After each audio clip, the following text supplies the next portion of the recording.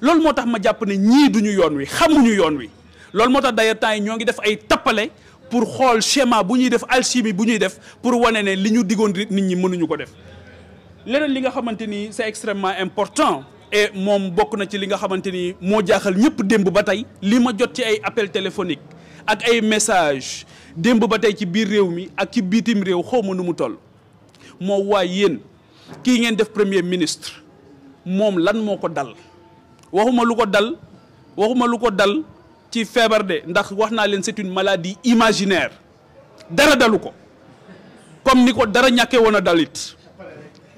dara dalu ko donc maladie imaginaire boobu mu def ba ne moom public ñu dénk la les préoccupations et les aspirations de tous les Sénégalais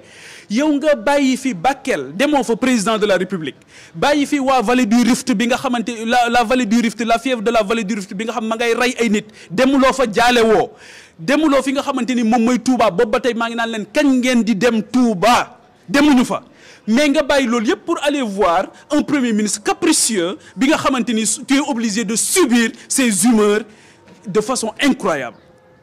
loolu du woon li nga xamante ni moom lañ promettre Sénégalais yi le Sénégal ne peut pas aujourd'hui se payer le luxe de gérer les humeurs d'un premier ministre capricieux et d'un président de la République qui avoue son incompétence et son impuissance li muy dëgg donc loolu je pense que ne il faut que ñu revenir mettre les choses faire revenir les choses à l'endroit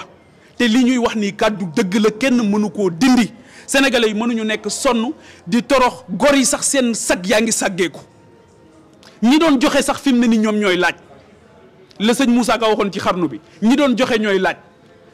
condition yu mel noonu mënuñu cee nekk ouverture baa ngi nii nit ñi am na ñoo xamante amuñu fourniture am na ñoo xamante ni mënuñoo dem ci seen école yi parce que école yi fees na dell ak ndox boo demee tey dëkk bu mel ni Touba wax naa ko léegi kër ya ña nga am ndox ba tey lañ fa digga woon ci solidarité joxe wuñ fa dara lañ fa joxe sax mooy la gelwaar doon wax ca ceeb bañ doon distribuer gor yi sax am na gor yoo xam nañ ko doon joxe tax na ñemewuñoo génne dañ koy jëli boo demee un peu partout au Sénégal loolu moo fa am et au même moment man yóbbu woon 5 milliards yi nga xamante ni moom la ñuy distribuer ñi daan toj réew mi di lakk réew mi mais joxoon 5 milliards yi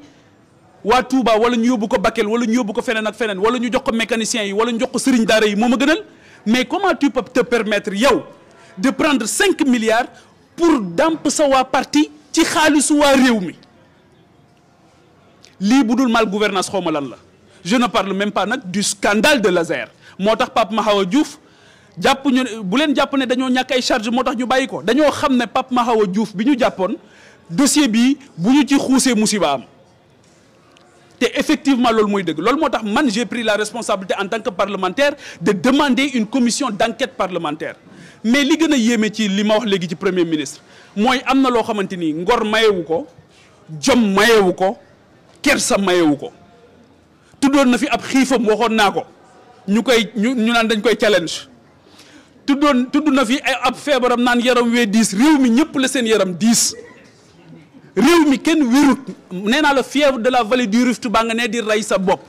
yow on t'a mis dans les meilleures conditions jamais un premier ministre n'a eu autant de privilèges dans l'état depuis l'accession du Sénégal à la souveraineté internationale à l'indépendance jamais on n'a eu un premier ministre avec autant d'honneur mais loo ko jox du doyal loo ko jox mu laaj leneen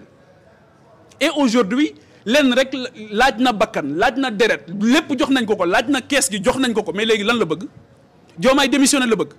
wala El Malick Ndiaye démissionné la bëgg lan la bëgg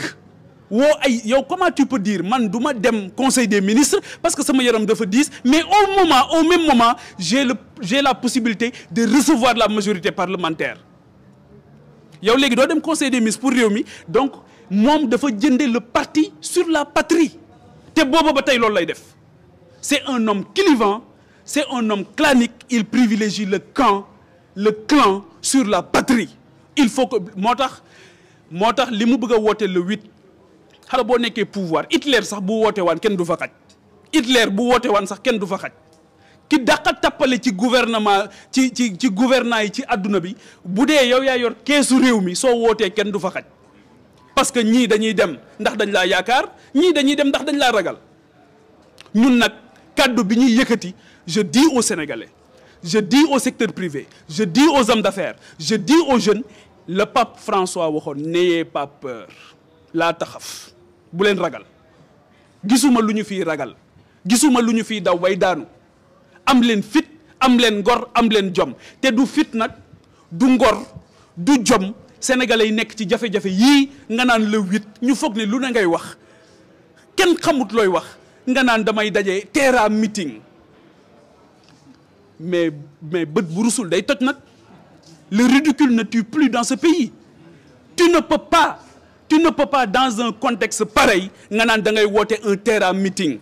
pour nous dire quoi lan nga ñu mën a wax loo waxul woon Grand Théâtre lan nga ñu mën a wax loo waxul woon Dakar Arena lan nga ñu mën a wax loo waxul Milan lan nga ñu mën a wax loo waxul ci live yi nga xamante ni jot nga ko def lan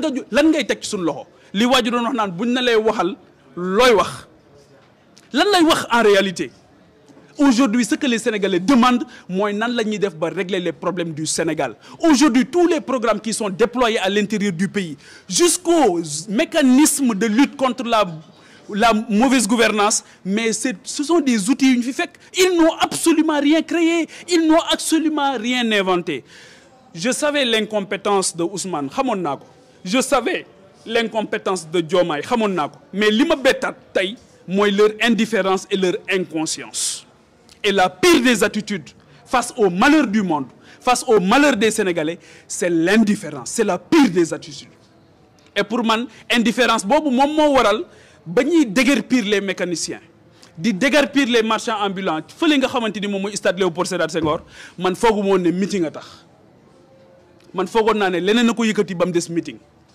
yàlla xam na ne ku ma waxoon ne ba ñuy déguerpir meeting moo taxoon du ma ko gëm ndekete ñoom meeting lañ fa bëggoon def et leneen li gën a yéeme ci boo koy déglu démb dane moom booba ba tey ñoo ngi doon wër fuñ ko defee wër nañ Dakar yëpp kon yow bi nga demul conseil des ministres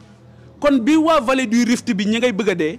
kon yow bi nga demee ba Milan te ma ne la woon boo wàccee jóge Milan jubalal Touba kon bi ma lay digal lii yëpp di la ko fàttali yow ndekete yaa ngi wër foo defee meeting le 8 ndekete yaa ngi gérer say humeur say état d'âme ak say caprice bëgg ba pare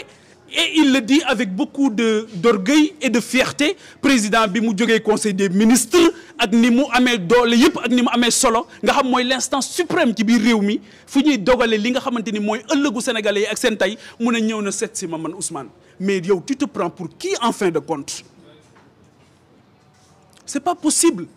donc wax gémmiñ bu waxul dëgg day wax leneen dites la vérité au premier ministre du Sénégal dites la vérité au président de la République et alerté woon naa ko Assemblée nationale nee woon naa ko ta seule attitude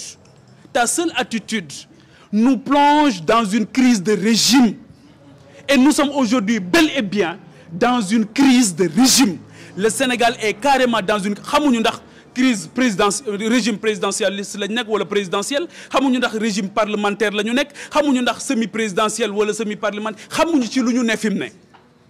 les étudiants yi nekk fac de droit en première année ils doivent avoir du grain à moudre parce que kenn xamul finalement lan ngay qualifier le cas d'école qui se passe aujourd'hui au Sénégal et pour la première fois dans l'histoire du Sénégal ni ma ko waxee ñu dégg un premier ministre taxaw ne ku ma xeex dinaa la xeex ba nga xam ne xeex naa la waaye lii moo taxoon Sénégalais yi tànn la boo